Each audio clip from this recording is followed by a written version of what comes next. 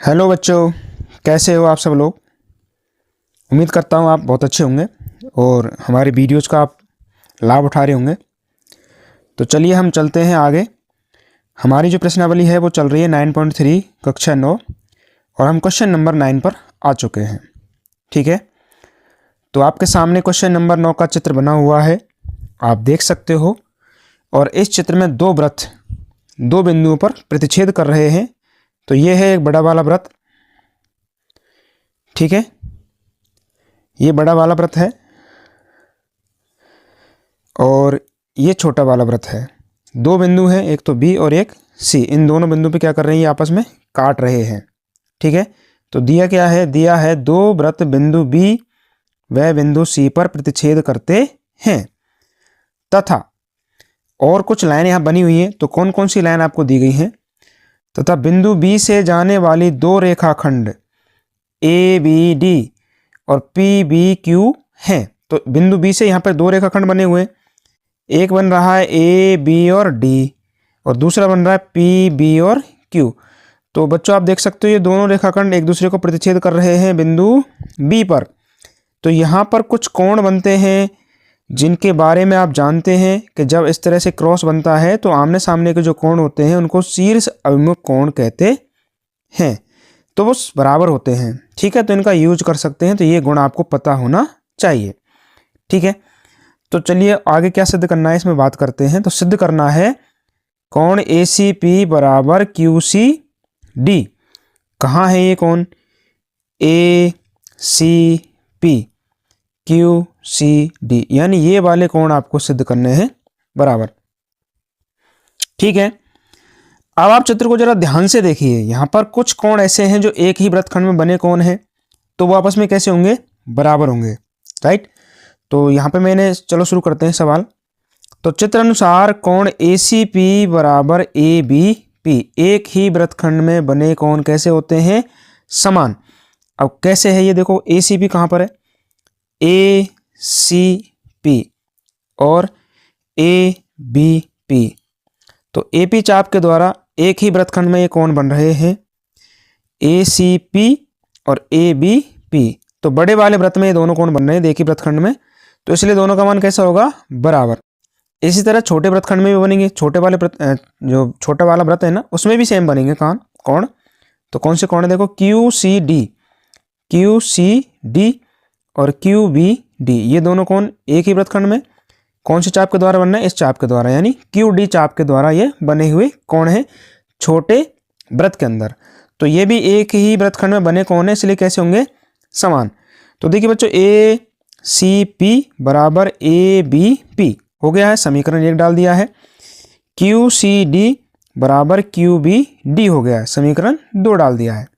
ठीक है, तो यहाँ से देखो ये वाला कोण इसके बराबर है और ये सी नंबर पर कोण जो है बी नंबर के बराबर है। ठीक है, अब देखिए हमने अभी ये बताया था कि ये जो लाइन बनी है दोनों, तो इनसे ये होती है कि यहाँ पर शीर्ष सम्मुख जो कोण होते हैं वो बराबर होंगे, यानी कि ए बी पी बराबर क्यू बी डी होगा। ठीक है, तो यहाँ पर लिखेंगे परंतु ए बी पी बराबर क्यू बी डी, शीर्ष अभिमुख कोण रेखा ए बी डी और पी बी क्यू के बिंदु बी पर बने हुए कोण है ये।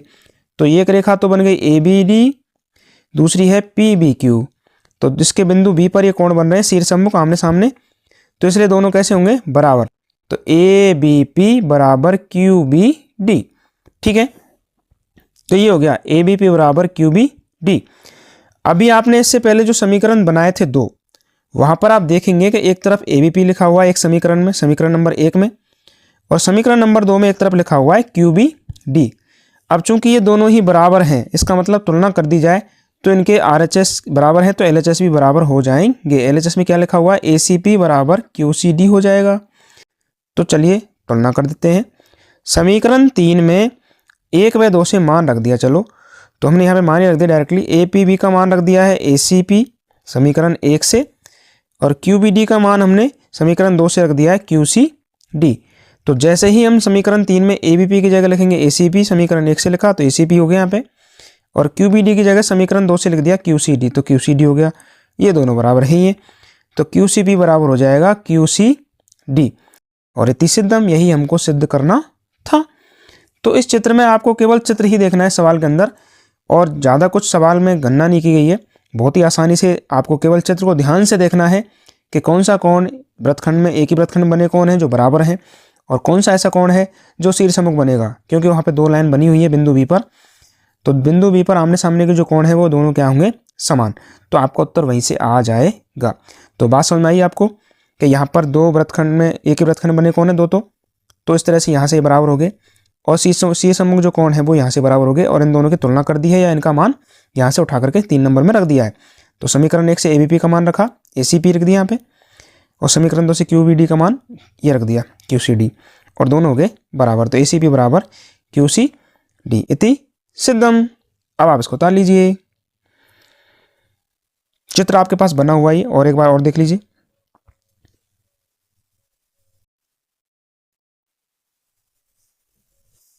ठीक है, नीचे देख लो।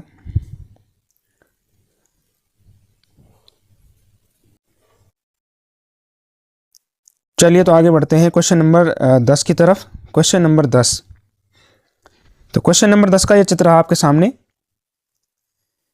एक बड़ा वृत्त है, सेम वृत्त है जैसे पहले बने हुए थे, एक छोटा वृत्त है। तो इसमें दिया क्या था, ये चित्र हमने बनाया, आपको दिया हुआ नहीं मिलेगा ये चित्र। त्रिभुज ABC की भुजा AB व AC को व्यास मानकर 2 वृत्त खींचे गए हैं।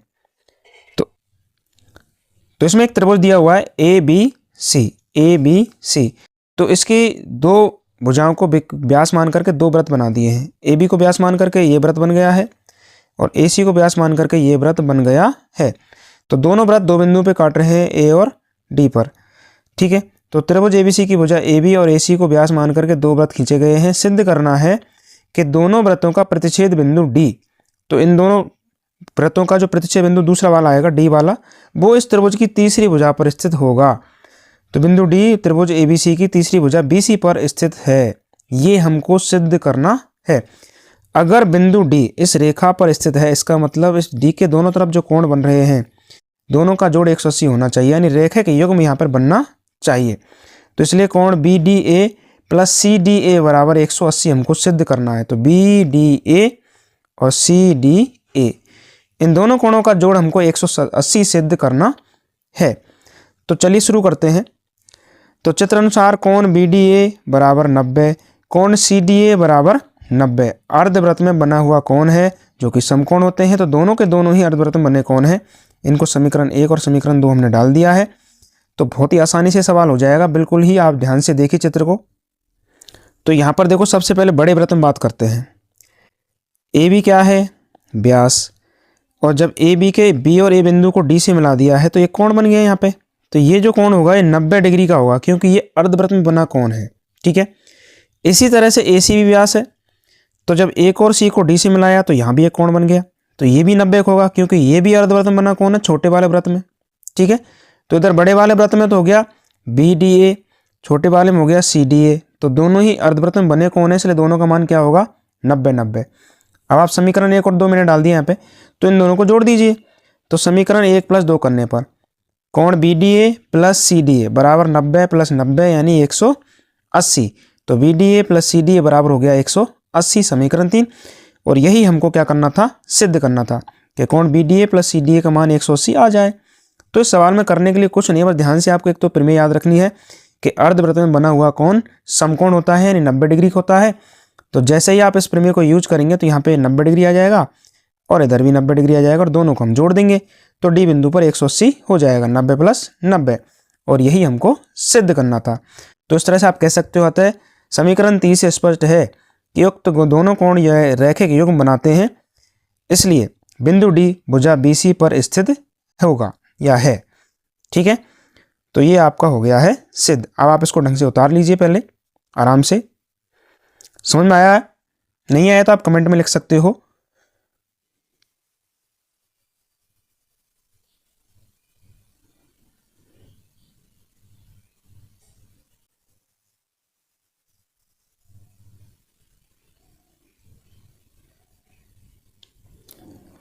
ओके, तो इस सवाल में बहुत ही आसानी से हमने आंसर ले आए हैं, क्योंकि केवल एक ही नियम लगा है। ओके, तो उतार लिया होगा आपने, और ये बहुत ही सरल सवाल था, बिल्कुल।